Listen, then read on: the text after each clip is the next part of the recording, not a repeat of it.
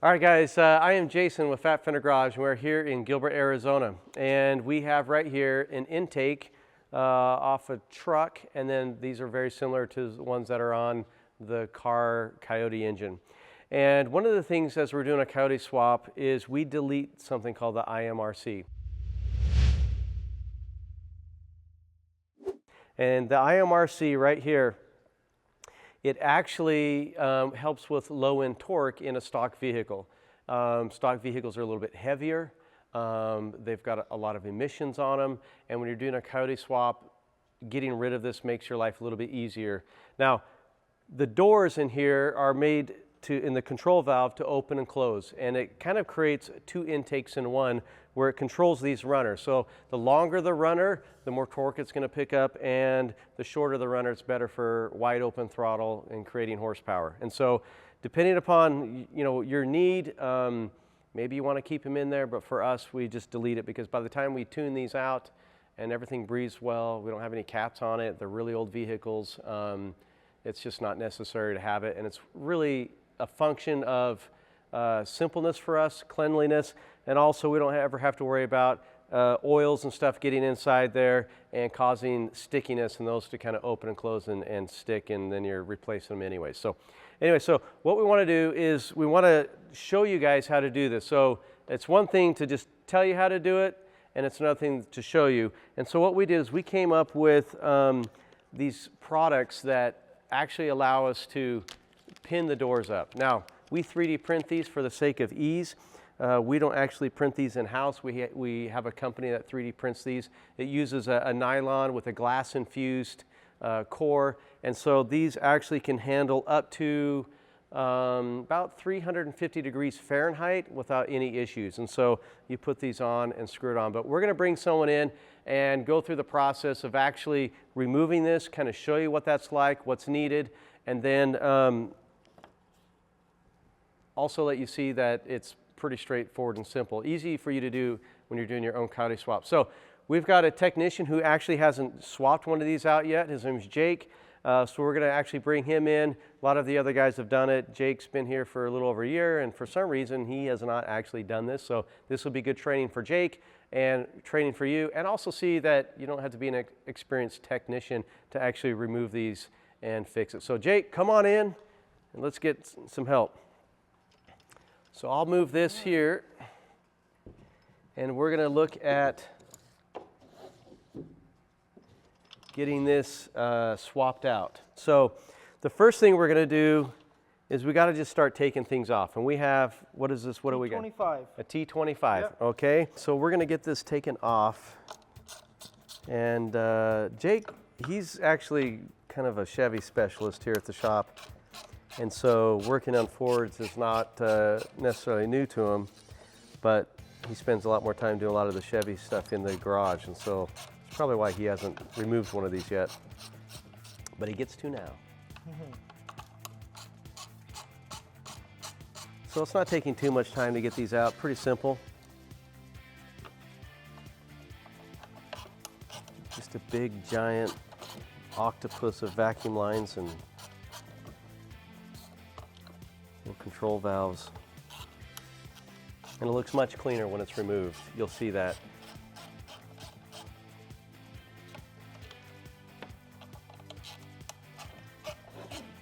So these little screws that are left over, we'll actually use these when we install those. So don't throw those away. Those are going to be useful.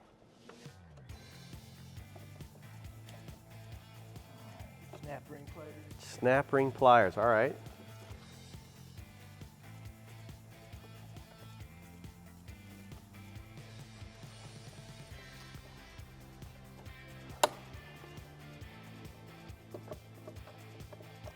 If I knew a joke, it'd be a good time to tell one right now. I can't think of any. My little 9-year-old kid, he just comes up with knock-knock jokes all the time. Like he's just like an encyclopedia of knock-knock jokes. I can't remember a joke to save my life.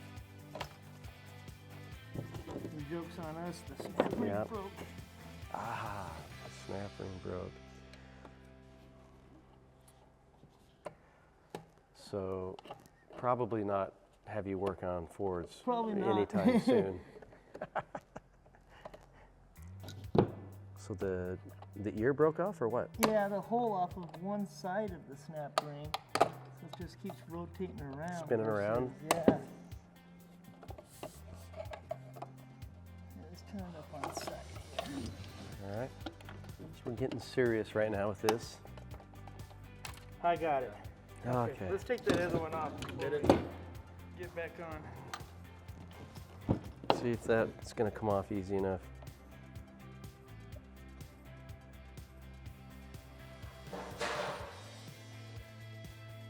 Okay. All right, let's take the unnecessary tools away. Okay, we got the snap rings off finally. The one fought us, the other one came off just like butter. But anyways, let's go ahead and start taking this stuff off. You got a screw there missing? There's 3 screws. There you go. There it is. So you're gonna have a vacuum hose that you're gonna have to pull off. And so remove that. And essentially you're left with these little guys right here. And so we gotta pin those up. Now, put a vacuum cap on there, and then we gotta get these on there. So these slide over, and these lock themselves up right there. All right. Yep. So you're locking it open, Well, basically. hold on. Take that one out. Make sure we got both of them here. Oh. Is that up? No, that's not going to reach it. That's not going to reach it either. Which one? I can't see. Open. Yeah, that's open. See, there. So that's gonna go right there. Go there? Yep.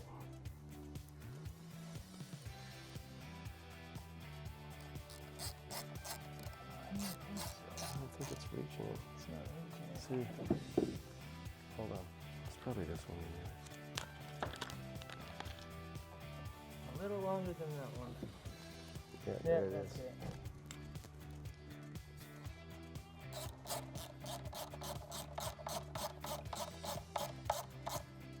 Perfect. And then work on that. Make sure they're open. Right there.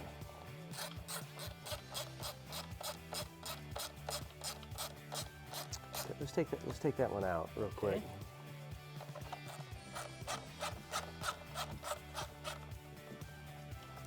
I don't know if we can show you here, if you're able to see. So they're inside there, these things open and close. I don't know if the camera is able to see that. And so that's closed, that's open. And so we want to pin it up. We want to pin that up just like that. So Where it stays yeah, open. where it stays open, and then this goes in here and locks that in there nice and tight.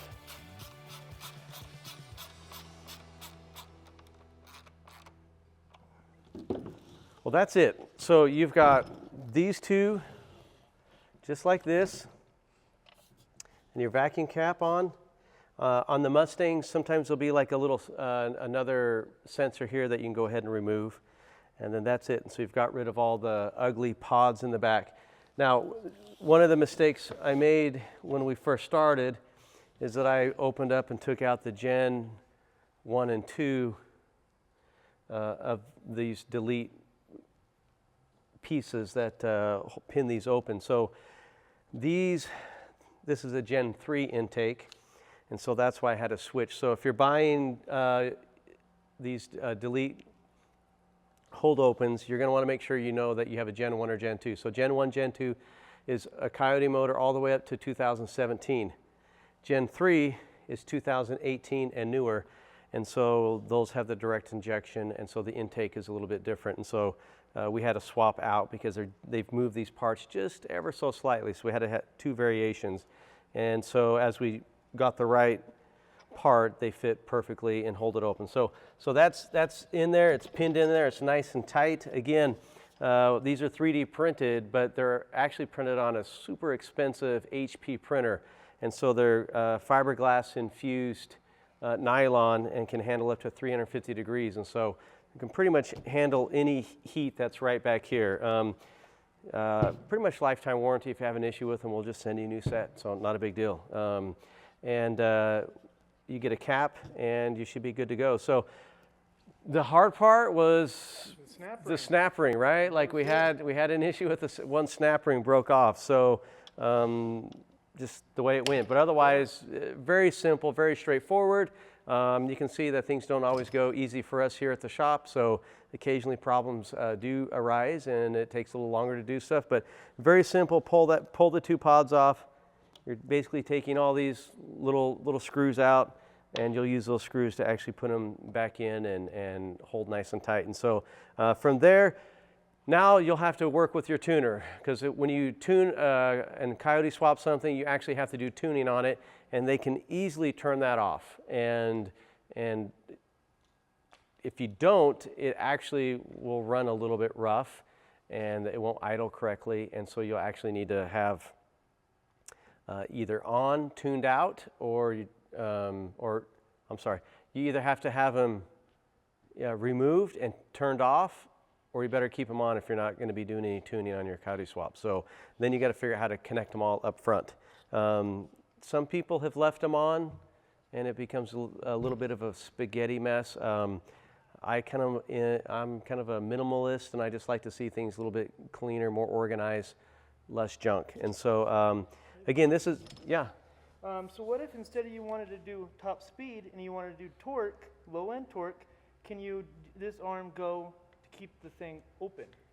Yeah, you could pin it any direction you want. If you're want to only do 0 to 60 miles an hour. Yeah, but whoever wants to do that? I'm just asking. Well, I suppose you could. Yeah. If you're just I about want to pop wheelies. popping wheelies and you want to focus on that, it's pretty minimal though. That's the thing, is it's very minimal.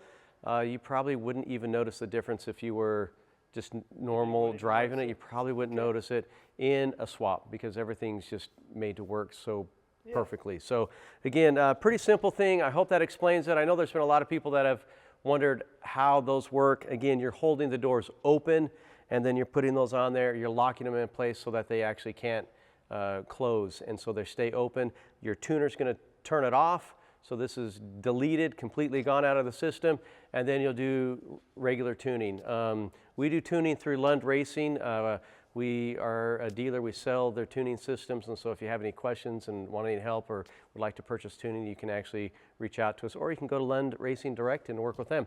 You end up working direct with them eventually anyways, but I will say, based off my experience with tuning, and that is, you want to make sure that your vehicle is operating, running, driving, and the codes in it aren't anything major. Otherwise, it's going to delay the tuning process. So you want to try to work through and make sure you don't have a lot of codes in there. You've cleared them all out. All the little issues are taken care of. And so you might have an IMRC code if you haven't turned that off yet, but that should only be the main thing. You shouldn't have a lot of codes, especially if you're using a Ford Racing Control Pack. That's designed to turn all the emissions and all that other stuff off.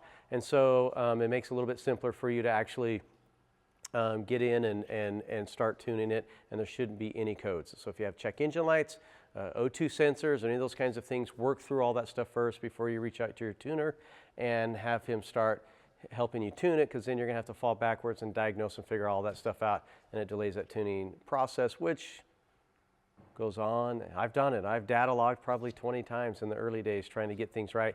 Now we data log it 2 or 3 times and we're done. And so anyways, IMRC delete. This is probably our #1 seller for last year, 2021. We sold a fair amount of these, hundreds of them, and which just means there's hundreds of swaps going on out there. And it's a great little product. It's simple, it's good, it's reliable. There's a lot of guys out there that do them out of billet, or they'll do it out of little aluminum plates. For me, again, I said I'm a minimalist. I don't want to see it. It looks very factory. You can't tell that anything's been done.